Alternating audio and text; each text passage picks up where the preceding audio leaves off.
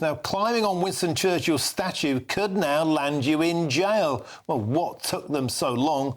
But under tough new laws, anyone messing with the iconic figure risks up to 3 months in chokey. Now, the Home Secretary, Yvette Cooper, says it's time for the war heroes' monument was treated with the respect it deserves. And I'll say again, what took them so long? Well, let's now speak with the barrister and the writer and the great friend of GB News, the unsurpassable Steven Barrett. Steven, welcome to the show, my learned friend. I'll put it to you. What took them so long? And are these sentences stiff enough? So, Martin, I'm going to disappoint because I'm afraid that the government is it's starting to mislead the public with announcements like this. But this is total tosh. It's 2025. We live in a highly developed legal system. We almost certainly do not need any new crimes. Okay, we've almost certainly made everything criminal by now. We've been inventing new crimes at rapid pace since the mid-90s. So the idea that this was lawful to begin with, I reject. And I think what the government does is it actually allows the police officers to be performatively weak and performatively pathetic. So do you remember there was one of the more awful hate marches, I think, and they clambered onto a war memorial. I think it was the Waterloo one over by Hyde Park Corner. And there were very clearly wreaths laid out to honour the dead, and they were very clearly nearly standing on them. Now, that's a risk of criminal damage, and that was enough to arrest them and to take them off that war memorial. Did that happen? No. A police liaison officer had a nice little chat with them. A chat, by the way, that police liaison officers do not extend to the rest of us and did not offer to Lucy Connolly, who still languishes in prison. Many of your listeners and viewers will remember the cenotaph and the chap who swung on it. Yes? Now, he went to prison. He also threw a wheelie bin at Prince Charles's car, which is probably a bit more serious of the two things. He went to prison for 14 months and he served 4 months.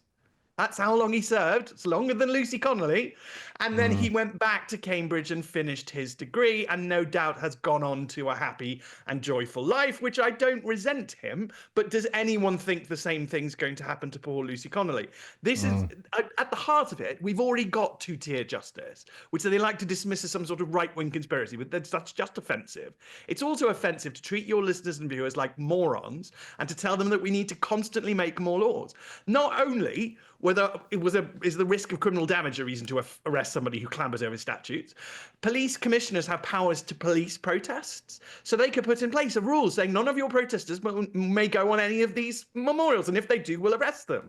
And that's a very simple rule. Westminster Council could apply for an injunction against persons unknown. There are so many ways to use the law. When I hear this, it always rankles me, Martin, because our legal system is bloated. It's huge. If you can't find a law against something already, you're really not trying. I mean, it's almost pathetic to pretend that we need another law. But yes, Yvette Cooper's going to look patriotic and bold by instituting a complete new law that we don't need. I agree with you. 3 months is actually quite risible, but I think our honoured dead are quite forgiving. So I'm not actually, so the only circumstances in which you'd need this law is if somebody was respectful enough to not be at risk of damaging the war memorial or the statue. So that's a pretty high bar of respectability already. And all they're doing is standing on it and saying things. Well, I think Churchill would laugh it off. I think our honoured dead would say, it's a free country. I don't agree with them, but, they can stand on it if they want to. We should control behaviour that we don't like swinging on the cenotaph or trying to set fire to the flags, by morality. We should all damn those people. OK, on that we can conquer. Steven Barrett, always a pleasure. Thank you once again for joining us here on GB News. Quick reaction now back in the studio from Nigel Nelson. Nigel, I put it to you, the desecration of Churchill, the desecration of the cenotaph when a moron tried to set fire to the flag on it in 2020 is the very beginning of the notions of two-tier policing that's led to so much unrest ever since. The police don't seem to care. The law has come 5 years too late. This is too little too late. Well, I mean, certainly it's too late. It should have been done much earlier. I don't agree with Stephen. I think that you do need a specific law here.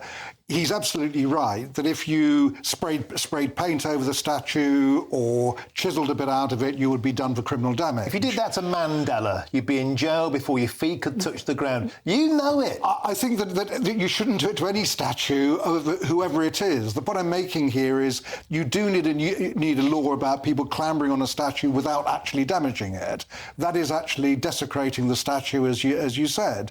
And I think it should apply wider than just Winston Churchill. Winston Churchill has been a particular target, which is why Yvette Cooper wants to... A righteous target of the left. I'll put it to you again. If you went out there now, in that Parliament Square behind us, and climbed on the Nelson Mandela statue, you get nicked in about 2 minutes flat. Well, I mean, I'm sure we're not going to put it to the test with the two of us trying different statues to see what happens. You know precisely what I mean. But I'm not sure I do, but I don't think there is two-tier policing in the first place. What I think is there's multi-tier policing, and police deal with each event in a different way. Nobody got any chokey for that damage, for setting fire to the flag of the cenotaph. The guy got a suspended sentence. Astrophel sang 19. But that's not to do with the police, is it? Even know the significance of the cenotaph. These people are morons, and the law don't come down on them hard enough. Nigel, we have to leave it there. We can now speak with the former Conservative minister and a member of the International Society of Churchill, and that is Robert Court. Mr. Court, welcome to GB News. Presumably you welcome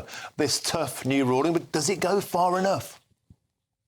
Very much welcome it, and as you rightly say, it's about time that it happened. Winston is more responsible than any other individual for the victory in Europe that we will celebrate tomorrow, and we've been celebrating this week. All of us, owe him liberty itself.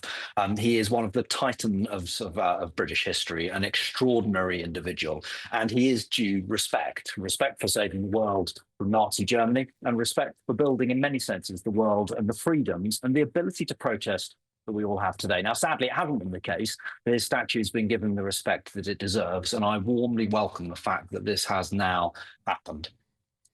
We can see on our screens now, Mr. Court, shameful images, frankly, of when Winston Churchill was boxed in like an obelisk in a prison, a cage.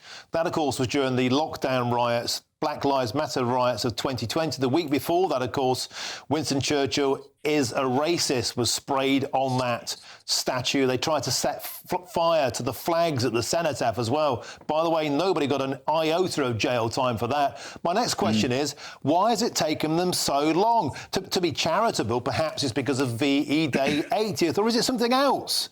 Is this the Labour Party cynically trying to play the patriot card? What do you say? Well, it's difficult to form any view on why it's taken Labour so long. I mean, it is about time that it happened, and I personally wish it had happened long before then. There's often a process you have to go through when you're legislating to ensure that everything's done properly, but that's not the main point here. The main point is that you're absolutely right. It was shameful that statue had to be boxed up in the first place. It was shameful that it had ever been attacked by people who I suspect know very little about Winston Churchill, who, when you study him, always comes out on the right side of history. It's one of the wonderful things about his reputation, about his legacy, is how enlightened he was. And there's a real irony here that the person who did more than any other individual to ensure that people have the right to protest is the person being attacked by protesters. It is long overdue that can now be put to an end. It is quite right that people are criminalised if they treat this statue, which is akin to a war memorial and is a figure of reverence, quite rightly so, for so many people. This week, above all else, it's about time that we respect this man and remember him for what he's given to the whole world, which is, as his daughter put it, liberty itself. OK, Robert Courts, a former Conservative minister and a member of the International Churchill Society. Thank you very much for joining us today on GB News.